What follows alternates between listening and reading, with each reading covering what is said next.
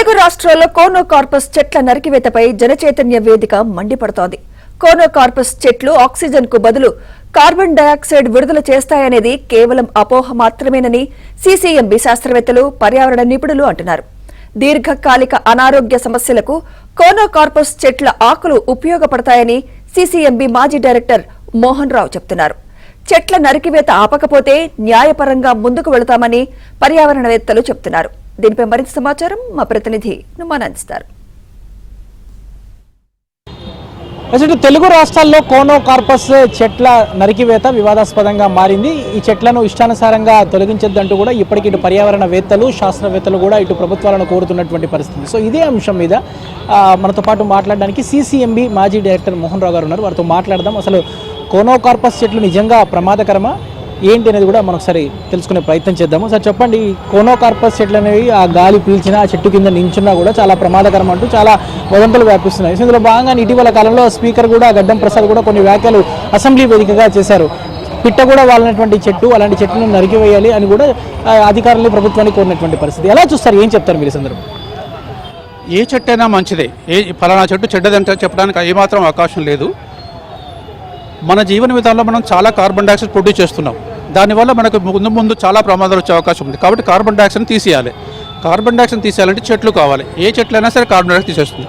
Conocarpus మిగతా చెట్ల కన్నా కొంచెం ఎక్కువ కార్బన్ డైఆక్సైడ్ తీస్తుంది. కాబట్టి చాలా ముఖ్యమైన చెట్టు. దీనివల్ల ఇది తక్కువ నీళ్ళతో పెరుగుతుంది, చాలా ఈజీగా పెరుగుతుంది. కాబట్టి కోనోకార్పస్ మంచి చెట్టు. కానీ దీనివల్ల చిన్న చిన్న ప్రాబ్లమ్స్ ఉన్నాయని చెప్పి అనుకుంటున్నారు. ఒకటే ప్రాబ్లం ఏంటంటే దీని దగ్గర ఉన్న వాళ్ళకి కొంచెం ఆస్తమా వచ్చే అవకాశం ఉంది. ఆస్తమా ఏ చెట్టు దగ్గర ఉన్న పోలన్ గ్రెయిన్స్ ఉన్నప్పుడు కొంతమందికి అలర్జీ ఉంటే వాళ్ళకి వస్తుంది, అందరికీ రాదు. కొంతమందికి వచ్చే అవకాశం మాత్రమే ఉంది. అదొకటి. ఈ చెట్టు ఆకుల నుంచి యాంటీబయాటిక్ అన్ని రకరకాల మందులు చేసే అవకాశం ఉంది. చాలా సైంటిఫిక్గా పబ్లిష్ అయ్యి ప్రూఫ్ అయి ఉన్నాయి ఒకటి. కాబట్టి ఈ చెట్టు డెఫినెట్గా మంచిదే. ఈ చెట్లను ఎక్కడ వాడాలి అనేది చూసుకోవాలి. అన్ని ఇల్లు ఉన్న దగ్గర మధ్యలో పెట్టుకొని అస్తమా వచ్చిందనే బదులు ఈ చెట్లని రోడ్డు పక్కన, హైవే పక్కన నాటుకుంటే పొల్యూషన్ తగ్గించుకోవచ్చు. ఈ మొక్కలను ఎక్కడ నాటాలనే దాని దృష్టి సాధించే మంచిది. కానీ మొక్కలు నరకడం అనేది చాలా తక్కువైన పని. మొక్కలను నరకకూడదు ఎప్పుడు. అంటే ఏపీలో చూసుకున్నా, ఇటు తెలంగాణలో చూసుకున్నా చాలా మున్సిపాలిటీల్లో, ప్రాంతాల్లో, గ్రామాల్లో కూడా చెట్లను విస్తృతంగా నాటారు గతంలో. సో ఆ చెట్లన్నీ కూడా ఇప్పుడు చాలా ప్రాంతాల్లో నరికివేస్తున్నటువంటి పరిస్థితి. ఎలా చూస్తారు, ఏం చెప్తారు ప్రభుత్వాన్ని? అదే చెట్లను నరికివేయటం అనేది కోనోకార్పసే కానీ ఏ చెట్టు అయినా సరే చెట్టు నరకటం అనేది తప్పు. ఏ చెట్టు అయినా సరే నరకటానికి వీల్లేదు. ఆ చెట్ల వల్లనే మనం బతుకుతున్నాం. చెట్ల నుంచే కార్బన్ డైఆక్సైడ్ పోతుంది, ఆక్సిజన్ వస్తుంది, భోజనం వస్తుంది. మన తిండి ఎక్కడి నుంచి వస్తుంది? తిండి కూడా చెట్ల నుంచి వస్తుంది. కాబట్టి తిండి, ఆక్సిజన్ ఇస్తున్న చెట్లని నరకటం అనేది తప్పు. ఏ చెట్టు అయినా సరే నరకకూడదు. ఈ చెట్టు ఎందుకు నరకాలి అంటే ఇదేదో ఆస్తమా వస్తుందని చెప్పి, పైపులు విరిగిపోతున్నాయని చెప్పి, కాబట్టి విరగాలి. అది మనం చేసుకున్న తప్పే.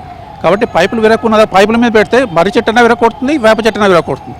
మా ఇంట్లో కూడా అలాగే అవుతుంది. కాబట్టి ఏ చెట్టున విరగొట్టే అవకాశం ఉంది. కాబట్టి ఈ చెట్టును తప్పట్టాల్సిన అవసరం లేదు. మనం జాగ్రత్తగా ఎక్కడ వాడాలో అక్కడ వాడితే అది మంచిది. తప్పకుండా వాడాలి. చెట్టు పూర్తిగా కార్బన్ డైఆక్సైడ్ వదులుతుంది లేదండి. ఏ మొక్క కూడా, ప్రపంచంలో ఏ మొక్క కూడా, ఇది అని కాదు, ఏ మొక్క కూడా కార్బన్ డైఆక్సైడ్ వదలదు. కార్బన్ డైఆక్సైడ్ పొద్దున పూట ఫోటోసింథసిస్ చేస్తుంది కాబట్టి కార్బన్ డైఆక్సైడ్ తీసుకొని ఆక్సిజన్నే వదులుతుంది పొద్దునంతా. కానీ రాత్రిపూట మాత్రం కార్బన్ డైఆక్సైడ్ వదులుతుంది. ఈ మొక్క కాదు, అన్ని మొక్కలు కూడా రాత్రిపూట కొంచెం కార్బన్ డైఆక్సైడ్ వదులుతాయి, పొద్దున పూట కార్బన్ డైఆక్సైడ్ అబ్జర్వ్ చేస్తాయి. Net effect is carbon dioxide తగ్గిపోతుంది. Thank you sir. మొత్తానికైతే కోనోకార్పస్ చెట్ల మీద వస్తున్నటువంటి కేవలం వదంతులు మాత్రమే, దాన్ని నమ్మద్దంటూ కూడా ఇప్పటికే ఇటు శాస్త్రవేత్తలు కానివ్వండి, పర్యావరణవేత్తలు ప్రభుత్వాన్ని కోరుతున్నటువంటి పరిస్థితి. మరోవైపు ఏదైతే ఈ చెట్లను నాటడం మూలంగా, ఈ చెట్ల వల్ల ఏదైతే కార్బన్ డైఆక్సైడ్ని ఎక్కువగా రిలీజ్ చేస్తాయి, ముఖ్యంగా ఏదైతే శ్వాసకోశ సంబంధిత వ్యాధులతో బాధపడేటువంటి వారి సంఖ్య విపరీతంగా పెరుగుతుందంటూ వస్తున్నటువంటి కేవలం అవి అపోహలు మాత్రమే. అపోహలు నమ్మద్దంటూ కూడా ఇప్పటికే ఇటు ఏదైతే ఇటు పర్యావరణవేత్తలు కానివ్వండి, అదేవిధంగా శాస్త్రవేత్తలు కూడా ఇటు ప్రభుత్వాన్ని కోరుతున్నటువంటి పరిస్థితి. మొత్తానికైతే ఇటు రాష్ట్ర వ్యాప్తంగా దాదాపు 2 కోట్లకు పైగా ఇటు కోనోకార్పస్ చెట్లు ఉన్నాయి. సో ఈ చెట్లన్నీ కూడా తొలగిస్తే మాత్రం ఎట్టి పరిస్థితుల్లో ఉపేక్షించమంటూ కూడా ఇప్పటికే ఇటు పర్యావరణవేత్తలు అయితే చెప్తున్నటువంటి పరిస్థితి కనిపిస్తుంది. మొత్తానికైతే ఇటు కోనోకార్పస్ దుబాయ్ మొక్కల నరికివేత మాత్రం వివాదాస్పదంగా మారినటువంటి పరిస్థితి ఉందని చెప్పొచ్చు. వీడియో జర్నలిస్ట్ శ్యామ్తో నుమాన్, ఆంధ్రజ్యోతి.